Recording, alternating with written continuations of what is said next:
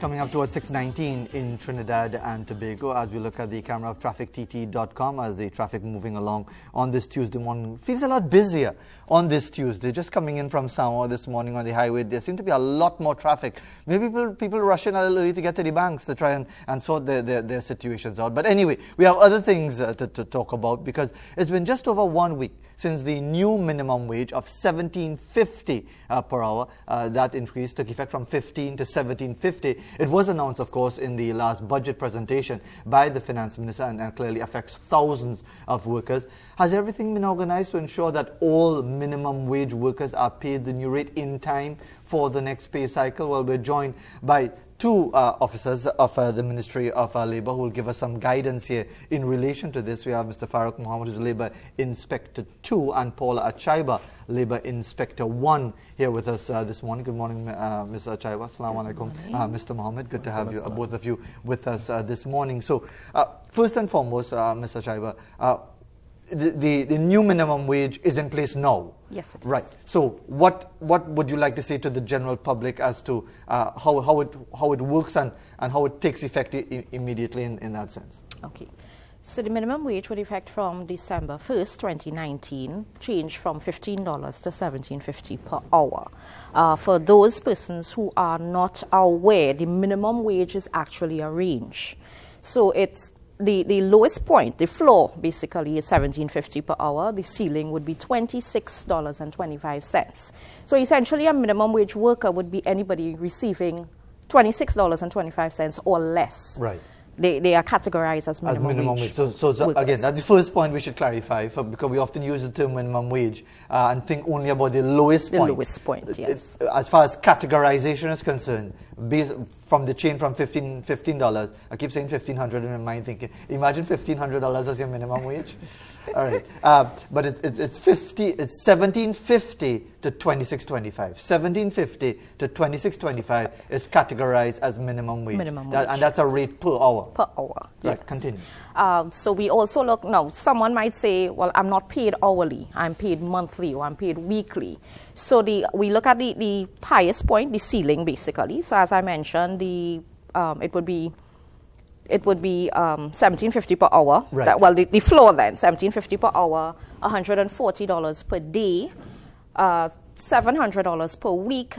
Before you continue, again, and don't feel asking too much questions, because a lot of people ask this, when you say per day, does that mean 8-hour day? An 8-hour An 8-hour day, yes. That includes an hour for lunch, or an 8-hour day plus an hour for lunch? Well, an 8-hour day plus an hour for lunch, because under the legislation, the hour lunch is exclusive. Okay. So in reality, you need to give the employer 8 hours of work. And once you're being granted the lunch hour, that is exclusive. So it's not considered. Although there are some organizations, government and other organizations, that count the lunch hour as part of the 8 hours. Right. Yes. Continue again. Right. So we're looking at $140 per day, $700 per week, and $3,033 per month. That is on the lowest level, the floor. So if we're looking at the highest level of the range now, we're looking at $26.25 per hour, $210 per day, $1,050 per week, and the highest point would be $4,550 per month. Okay. So again, don't feel like asking too many questions. But when you classify a week, or we identify a day as 8 hours, and whether you include the hour lunch hour in it and so on. But a week, are we talking 5 working days, 6 working days, 5.5 working days, 7 working days? When we classify a week, so a normal work week is considered as 40 hours. Anything over the 40 hours runs into overtime. Right. And how do you classify, for the purposes of this sort of consideration, how do you classify a month then? A month would be, there's a formula that we calculate in terms of... Yes, Mr. Mohammed. It would be 173.33 hours. Okay. Would be the normal hours, based on an 8-hour day, a 40-hour week.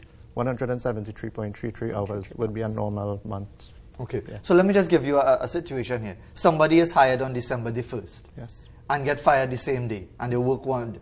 Is that employer entitled to pay that person on that day at the new rate? Yes. They are required to pay at that new rate. Yes. Once they work, maybe a couple of hours, could be the entire day they've worked, they are entitled to that minimum rate for that day.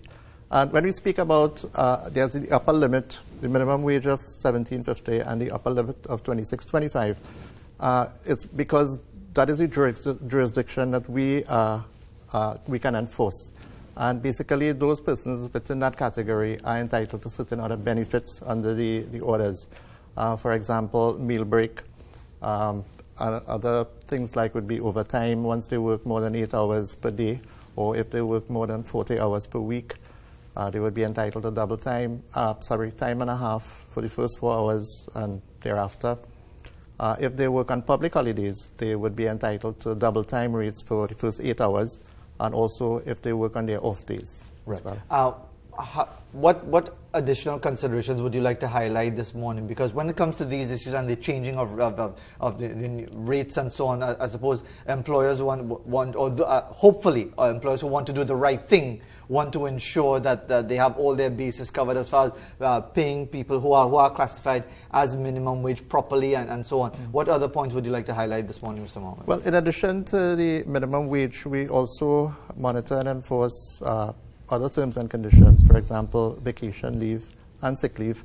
But these are applicable to certain categories of businesses. For example, persons who work in the retail trade, shops, supermarkets, drugstores, for example, those outlets in the malls.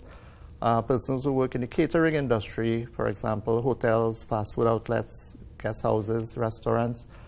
Persons who work in gas stations, and also domestic workers. They are entitled to basic minimum of 14 days sick leave per year, as well as 2 weeks vacation leave once they complete 12 months service.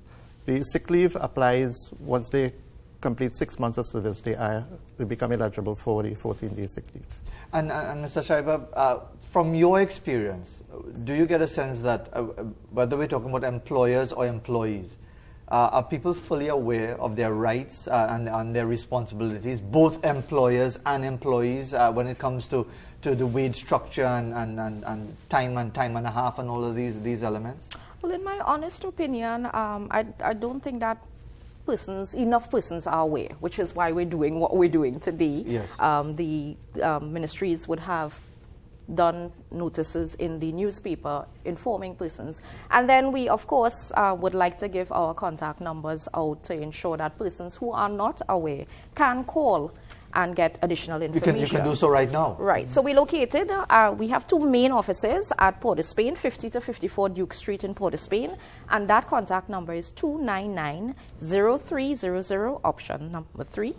Then we're also located in San Fernando at 40 to 42 St. James Street in San Fernando, and that number is 285-5133, option 4. Right. We're also located at sub-offices. We are in Point every Tuesday, and we're also in Sandy Grande, Chaguanas, other sub-offices. Are you in Tobago as well? We're in Tobago as well. Right. Now, is there because everybody is social media savvy and do a lot of their work on their smartphones and whatever, is there a website that you could go on, or a particular page to get all the specifics related to wage structures and rights and entitlements? Yes, and so on? of course there is. The ministry's website is www.molsed.gov.tt. And you can get everything. You wanted to add something, Mr. Yeah, Mohammed? so we're also on social media, as you indicated. We have a Facebook page, as well as we are on Twitter, Instagram, as well as LinkedIn. The handle for Facebook, Twitter, and Instagram would be MOLSEDTT. And you can get information about the services, you can post questions, you can make comments as well too. We have a situation in Trinidad and Tobago right now where there are a lot of Venezuelans who are here. There are a lot of other migrants from West Africa, other parts of the Caribbean and so on, who are not regularized, for want of a better term. In that sense, Mr. Mohammed, is it illegal to hire those individuals, Mr. Mohammed? Well, I believe under the Immigration Act, there are provisions there for preventing employers from hiring undocumented migrant workers. But the reality is that it does happen. And once there is an employment relationship, whether the migrant is regular or irregular, documented or undocumented, once that employment relationship exists, the employer has a legal obligation. I'm glad you bring that point up, because the feeling is that, and those who are undocumented have said that they are told, well, all you have no rights, so whatever we give all you all have to take it. Yes. Because obviously there's the fear that if they were to be reported, they would be deported because they are not here legally. So what is their status? If someone who is not here, who doesn't have their papers basically, but they're working in a proper working environment, and they are being paid below minimum wage, and they are not being given all of that they are entitled to according to the labor laws of Trinidad and Tobago, do they have any rights at all? Yes, they can contact our office, they can visit the office, they can lodge a complaint. The information they bring to us is confidential. Because that's going to be a concern, yes, that you're going to pass it on to immigration and they're going to get deported. So immigration has their laws, but under labor laws, labor rights are really human rights. So they have certain rights under our jurisdiction. Immigration would have their work to do in terms of their entry into the country, maybe not a port of entry, or overstaying their visit. That's a different issue. But under labor rights, they would be entitled to these, and we protect their identity. They can lodge a complaint. We would go out and investigate to ensure that they get all their rights. And the reason why is because they are more vulnerable than maybe nationals because of their status, and are open to exploitation by their employer. And we cannot allow that to happen, because what it does is it creates an unfair advantage to the employer who is exploiting their workers by underpaying, and the competitor now, who is paying the proper wages, have to compete with in that situation. It should be a level playing field for all employers. Apart from the obvious human rights issue, as you said, about paying people below what has been defined by the nation as a minimum wage, a livable wage in that sense. Any particular point you'd like to add, Ms. Achaiba, whether on this topic or any other point that you'd like to highlight, because there are so many issues on the table when we talk about wages and minimum wage and so on. Any other point that you'd like to highlight for us this morning? Well, just to reiterate, as we're here letting persons know that they can contact the ministry as well. We can't give all the information on the program, but feel free to call the ministry. There's always a labor inspector there ready to answer questions, to give advice, and to let you know what your rights are. Our services are available for both the employer and the employee.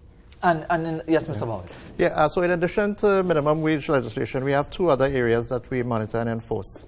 One is the Maternity Protection Act. So there are certain rights for pregnant women. For example, reasonable time off for prenatal care when they're pregnant. They're also entitled to maternity leave. It's 14 weeks maternity leave, and once they're employed for 12 months continuously, they're entitled to pay from their employer 1 month full pay and 2 months half pay, and also to resume duties in their normal position following the maternity leave. Do you do monitoring? And as far as because this new minimum wage kicked in December 1st. Yes. You might argue that some employers might say, me able to pay that now, all you got to wait until after Christmas. When I see if I could actually keep all you on or whatever it is, that it will take effect from January 2nd when we come back out to work. Do you do any monitoring, any spot checks or random checks to see what is going on in the labor market? Yeah, so in addition to responding to complaints and being reactive, we're also proactive in that we go out and share information with employers, with workers about rights and responsibilities. We also do campaigns, to advise employers about their obligation. We have a number of campaigns with respect to, for example, maternity leave. We have been focusing on visiting the maternity clinics at hospitals in order to reach directly to pregnant women who come for their prenatal care. So we're able to share information about their rights so they can advise their employers if the employer is not complying. And in that sense, I mean, we often paint a very, very unflattering picture of employers in many ways. From your own experience, Mr. Mohammed, is that justified, or do you find that employers, once they are made aware of their rights and responsibilities, that the majority of them are willing to fall in line if that is the case? Yeah, our statistics would show that probably around 4% of employers are underpaying based on complaints coming 4%? in. About 4%. Someone said they might want to believe it's a lot higher than that. Yeah. The reality is, based on the information we have, is that about 4% of complaints are for underpayment of the minimum wage. Where we find the challenge really is with respect to overtime. A lot of companies, supermarkets, outlets in the malls, they tend to open long hours, particularly coming up to the Christmas season. And employees tend to work longer hours, and the issue of overtime, probably about 25% of complaints coming in is for overtime. So we go out there and investigate and advise employers. And usually once we advise them what is the requirements and the implications, if these matters go to the industrial court, they usually comply. Indeed. And Mr. Chaiba, has the environment become more challenging? Because as Mr. Mohammed mentioned, you have operations that are now open 24/7, people work over public holidays and so on. Is it becoming more of a task for either the ministry or the various agencies to monitor the labor situation, the labor environment, the business environment, to ensure that both the employer and the employees are fulfilling their rights and responsibilities as is required by law? It is a bit of a task, and it is why the Labour Inspectorate Unit has decided to undertake all of these public awareness and outreach campaigns. So we have the maternity, as Mr. Mohammed would have mentioned. We go to the schools and speak about child labour, because that's also a piece of legislation that we enforce, Part 14 of the Children's Act. So, and then we go out and we have radio campaigns as well. So we're trying our best to use whatever avenues we do have to get the message out there. All right, so just remind us, before we wrap up, just give us the contact numbers once again and the additional contact information for anyone, whether employee or employer, who would like to reach out to the ministry to get some guidance or some more information, whether in relation to this new minimum wage, which has taken effect from December 1st, not January 1st or January 2nd, but December the 1st, so it's already in effect. And as Mr. Chaiba pointed out, what is classified as minimum wage is the minimum level of $17.50 up towards $26.25. So $17.50 to $26.25 per hour. But if you could give the contact information once again, sure. Please. So again, we're at Port of Spain, 50 to 54 Duke Street in Port of Spain, and the contact number is 299-0300, option 3. We're in San Fernando from 40 to 42 St. James Street, and we are 285-5133, option 4. We're also at TAM Building, Glen Road in Scarborough. The contact number there is 387-0856. And of course, our website, www.molsed.gov.tt. And then we're on Facebook, Twitter, Instagram, and LinkedIn at MOLSEDTT. I think you cover everything there. So we have everything there for you. But it's a serious situation, and indeed, especially for those undocumented migrants here in Trinidad and Tobago who may feel they have no rights at all. Well, as you've just heard from Mr. Mohammed, you do have your rights. You do, and as he is saying, it is done confidentially. So there's no fear of victimization in that sense, that you are required to be paid as per the laws of Trinidad and Tobago. An employer should not be taking advantage of you and paying you what could really be called starvation wages because they feel they could get away with it. Coming up towards 6:37 in Trinidad and Tobago. We'll be back right after this break.